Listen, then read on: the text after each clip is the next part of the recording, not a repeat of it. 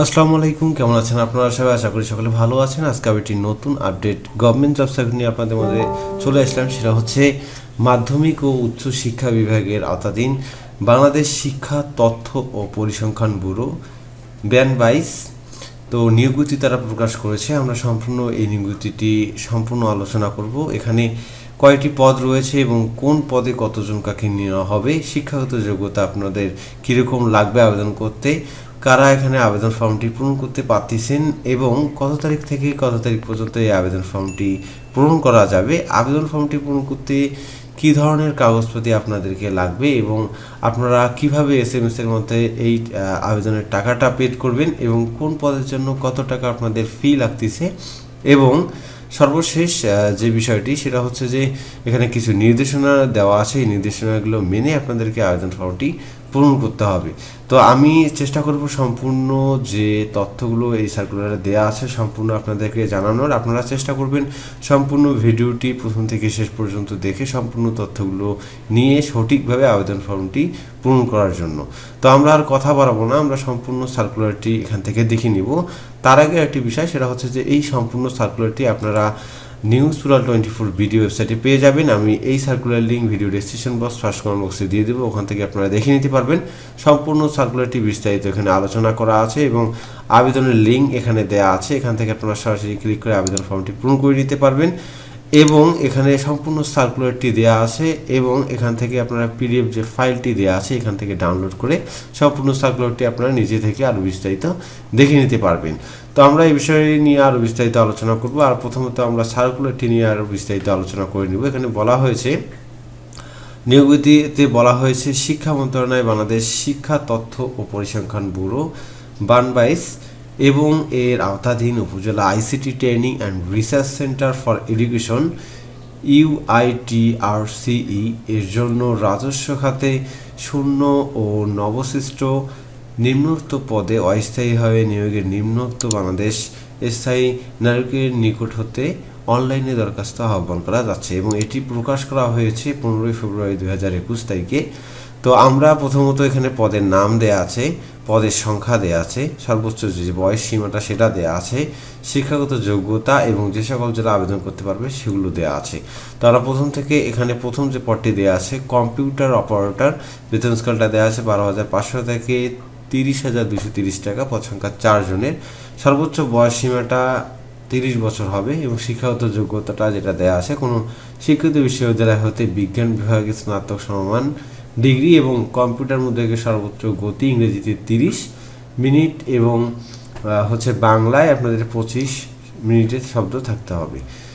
2 নম্বর যে পদটি এখানে দেওয়া আছে সেটা হচ্ছে shirt cum computer operator, grade হচ্ছে 13, বেতন স্কেলটা দেওয়া আছে 11,000 থেকে 26,590 টাকা, পদ সংখ্যা 1 জনের। এখানে বয়স সীমাটা দেওয়া আছে যে ঊর্ধ্বতন 30 বছর, তবে বিভাগীয় প্রার্থীর ক্ষেত্রে বয়স সীমা 40 বছর পর্যন্ত শিথিলযোগ্য হবে। শিক্ষাগত যোগ্যতার ক্ষেত্রে দেওয়া আছে কোনো স্বীকৃত বিশ্ববিদ্যালয় হতে ন্যূনতম 2য় শ্রেণী বা সমমানের CGPA স্নাতক বা সমমানের ডিগ্রি, কম্পিউটার ব্যবহারের দক্ষতা এবং শার্ট লিপিং পরীক্ষা সর্বনিম্ন গতি ইংরেজিতে প্রতি মিনিটে 80 শব্দ এবং বাংলায় গতি প্রতি মিনিটে 50 শব্দ থাকতে হবে এবং কম্পিউটার মুদ্রাক্ষী সর্বনিম্ন গতি ইংরেজিতে প্রতি মিনিটে 30 শব্দ এবং বাংলায় প্রতি মিনিটে 25 শব্দ থাকতে হবে। এখানে 1 থেকে 2 নম্বর পদের জন্য যারা আবেদন করতে পারবেন তারা হচ্ছে ঢাকা, গাজীপুর, মানিকগঞ্জ, নারায়ণগঞ্জ, নরসিংদী, ফরিদপুর, গোপালগঞ্জ, শরীয়তপুর, টাঙ্গাইল, জামালপুর, নেত্রকোনা, শেরপুর, চট্টগ্রাম, কুমিল্লা, ফেনী, লক্ষ্মীপুর, নোয়াখালী, নাটোর, চাঁপাইনবাবগঞ্জ, বগুড়া, রংপুর, গাইবান্ধা, নীলফামারী, ঠাকুরগাঁও, যশোর, ঝিনাইদহ, বাগেরহাট, সাতক্ষীরা, কুষ্টিয়া, বরিশাল, ভোলা, পটুয়াখালী, সিলেট, মৌলভীবাজার, সুনামগঞ্জ থেকে আবেদন ফর্মটি পূরণ করা যাবে। তবে সকল জেলার প্রতিবন্ধী যারা আছেন তারা কিন্তু আবেদন ফর্মটি পূরণ করে নিতে পারবেন। কম্পিউটার অপারেটর এখানে দেওয়া আছে, বেতন স্কেলটা দেওয়া হচ্ছে 11,000 থেকে 26,590 টাকা, বেতন এখানে পদের সংখ্যা দেওয়া আছে 37টি এবং সর্বোচ্চ বয়স সীমা হচ্ছে 30 বছর, কোনো স্বীকৃত বিশ্ববিদ্যালয় হতে বিজ্ঞান বিভাগে স্নাতক সমমানের ডিগ্রি, কম্পিউটার মধ্যে কি সর্বনিম্ন গতি ইংরেজিতে প্রতি মিনিটে 30 শব্দ এবং বাংলায় প্রতি মিনিটে 25 শব্দ থাকতে হবে। তো তারপরে এখানে দেয়া আছে এই 3 নম্বর যে পদটি, এখান থেকে যারা আবেদন করতে পারবেন তারা হচ্ছে ঢাকা, গাজীপুর, মুন্সিগঞ্জ, নারায়ণগঞ্জ, ফরিদপুর, কিশোরগঞ্জ, ময়মনসিংহ, চট্টগ্রাম, বান্দরবান, কক্সবাজার, চাঁদপুর, কুমিল্লা, নোয়াখালী, রাজশাহী, পাবনা, নওগাঁ, চাঁপাইনবাবগঞ্জ, কুড়িগ্রাম, পঞ্চগড়, যশোর, বাগেরহাট, চুয়াডাঙ্গা, বরিশাল, পিরোজপুর, বরগুনা, সিলেট, সুনামগঞ্জ, হবিগঞ্জ থেকে আবেদন ফর্মটি 3 নম্বর পদের জন্য করা যাবে। তবে শারীরিক প্রতিবন্ধী যারা আছে তারা অবশ্যই আবেদন ফর্মটি পূরণ করে নিতে পারবে সকল জেলা থেকে। 4 নম্বর যে পদটি দেওয়া আছে 60 মুদ্রাক্ষিক কাম কম্পিউটার অপারেটর, বেতন স্কেলটা দেওয়া আছে 10,200 থেকে 24,680 টাকা। এখানে পদ সংখ্যা 2 জনের, সর্বোচ্চ 30 বছর এবং বিভাগীয় প্রার্থীর জন্য 40 বছর। শিক্ষাগত যোগ্যতার ক্ষেত্রে দেওয়া আছে কোনো স্বীকৃত বিশ্ববিদ্যালয় হতে ন্যূনতম 2য় শ্রেণী বা সমমানের সিজিপিএ, স্নাতক বা সমমানের ডিগ্রি, কম্পিউটার ব্যবহারের দক্ষতা এবং ষাটলিপি পরীক্ষায় সর্বনিম্ন গতি ইংরেজিতে প্রতি মিনিটে 70 শব্দ এবং বাংলায় প্রতি মিনিটে 45 শব্দ এবং কম্পিউটার মুদ্রাক্ষিক সর্বনিম্ন গতি ইংরেজিতে প্রতি মিনিটে 30 শব্দ এবং বাংলায় 25 শব্দ থাকতে হবে। 5 নম্বর যে পদটি দেওয়া আছে অফিস সহকারী কাম কম্পিউটার মুদ্রাক্ষিক, বেতন স্কেলটা দেওয়া আছে 9,300 থেকে 22,490 টাকা। পদের সংখ্যা 3 জনের দেওয়া আছে।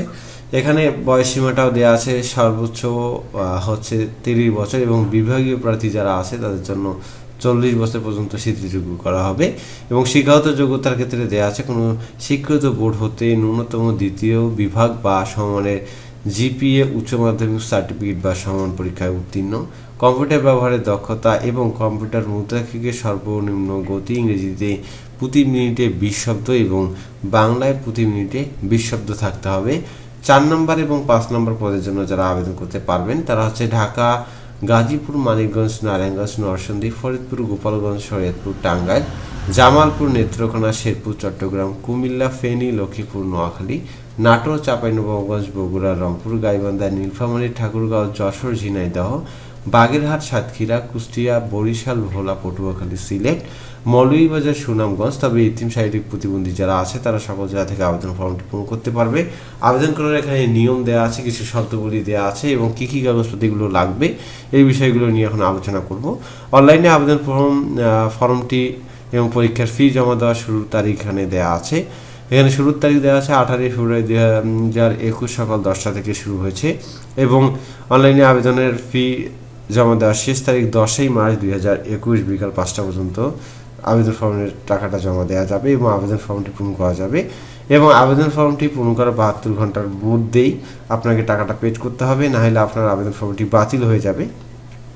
অনলাইনে আবেদন পূরণের নিয়মগুলি এখানে দেওয়া আছে, সেটা হচ্ছে এই লিঙ্কের মাধ্যমে আপনাদের আবেদন ফর্মটি পূরণ করতে হবে। অবশ্যই এই ওয়েবসাইটটি ভিজিট করতে হবে আর এই ওয়েবসাইট পাওয়ার জন্য অবশ্যই আমাদের নিউজ পোর্টাল 24 ভিডিও ওয়েবসাইটে আপনাদের ভিজিট করবে। এখানে লিঙ্ক দেওয়া আছে, আমি আপনাদেরকে একটু দেখাচ্ছি। অ্যাপ্লাই যখনই ক্লিক করবেন সাথে সাথে এখানে হচ্ছে এই ওয়েবসাইটে চলে আসবেন এবং আপনারা যদি এখান থেকে অ্যাপ্লিকেশন ফর্মটি পূরণ করতে চান ক্লিক হেয়ার অ্যাপ্লিকেশন, তারপর এখানে পদ দেওয়া আছে কম্পিউটার অপারেটর। আমরা যদি এখানে ক্লিক করি টিক চিহ্ন দিয়ে নেক্সট করে দিব, তার পরবর্তীতে আমাদের আবেদন ফর্মটি চলে আসবে। নির্ভুলভাবে আমরা আবেদন ফর্মটি পূরণ করে এখানে হচ্ছে টিক চিহ্ন দিয়ে কোডটা যেটা দেওয়া আছে সেম কোড এখানে দিয়ে আমরা আবেদন ফর্মটি পূরণ করে নিতে পারবো।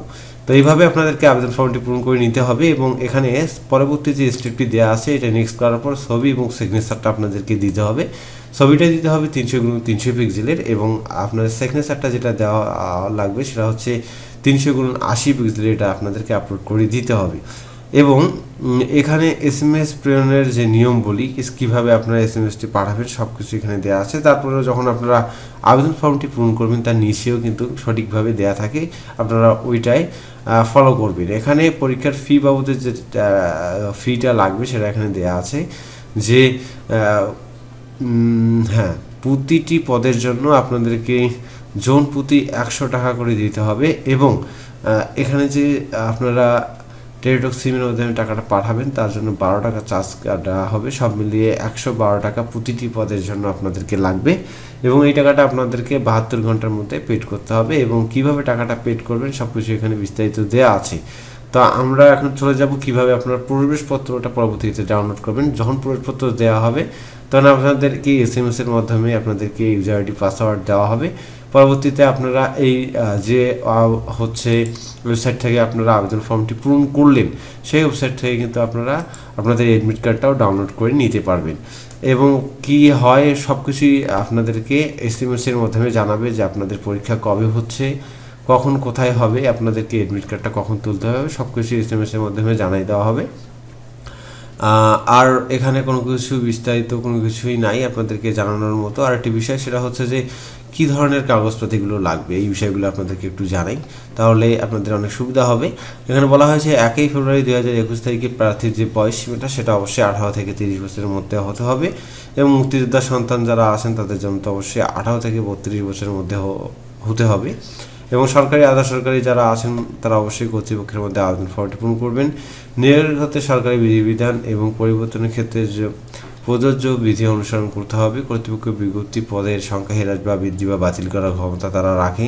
কোনো ত্রুটিপূর্ণ বা অসম্পূর্ণ আবেদন ফর্মটি যদি আপনারা পূরণ করেন তাহলে অবশ্যই আবেদন ফর্মটি বাতিল হয়ে যাবে। নিয়োগ সংক্রান্ত বিষয়ে নিয়োগের কর্তৃপক্ষ চূড়ান্ত সিদ্ধান্ত বলে অবশ্যই গণ্য করা হবে, এবং লিখিত, মৌখিক ও অন্যান্য কোনো পরীক্ষা অংশগ্রহণের জন্য কোনো টিএ প্রদান করা হবে না। আর এখানে আপনাদের শিক্ষাগত যোগ্যতার যে সনদপত্রের কথাগুলো এখানে বলা হয়নি, হয়তো বা কোনো কাগজপাতি এখন লাগতেছে না। যখন আপনারা পরীক্ষা দিতে যাবেন তখন আপনাদেরকে কিছু কাগজপাতি আপনাদেরকে নিয়ে যেতে হবে। আপনারা জানেন যে কী ধরনের কাগজপাতিগুলো আপনাদেরকে নিয়ে যেতে হয়। তো এই ছিল সম্পূর্ণ সার্কুলারটি। আরেকটি বিষয় সেটা হচ্ছে যে আপনারা যদি কেউ আমাদের মাধ্যমে আবেদন ফর্মটি পূরণ করে নিতে চান তাহলে আমাদের ফেসবুক পেজ যেটি দেওয়া আছে বিডি দস্তুর আইডিটি এখানে দেওয়া আছে, তাছাড়াও আমি ডেসক্রিপশন বক্সে লিঙ্ক দিয়ে দেবো, ওখানে ক্লিক করে আমাদের সাথে যোগাযোগ করে আপনারা আবেদন ফর্মটি পূরণ করে নিতে পারবেন। তাছাড়াও আমাদের ওয়েবসাইটে মেসেজ অপশন দেওয়া আছে, আপনারা এখানে মেসেজ দিয়ে কন্টিনিউ করে আমাদের সাথে কন্ট্যাক্ট করে আপনারা আবেদন ফর্মটি পূরণ করে নিতে পারবেন। তো আশা করি ভিডিওর মাধ্যমে সম্পূর্ণ সার্কুলারটি আমি আপনাদেরকে বুঝাইতে পেরেছি। ভিডিওটি যদি ভালো লাগে অবশ্যই লাইক দিয়ে দিবেন, কমেন্ট করে জানাবেন আপনার কোনো মূল্যবান মতামত থাকলে, আর অবশ্যই এই চ্যানেলকে সাবস্ক্রাইব করে পাশে থেকে অনেকটি বাজিয়ে দিতে পারেন, যাতে করে এই ধরনের সকল আপডেট জব সার্কুলার আপনার ফোনের নোটিফিকেশনে আপনি সবার আগে পেয়ে যান। ধন্যবাদ সবাইকে, ভালো থাকবেন, সুস্থ থাকবেন, আল্লাহ।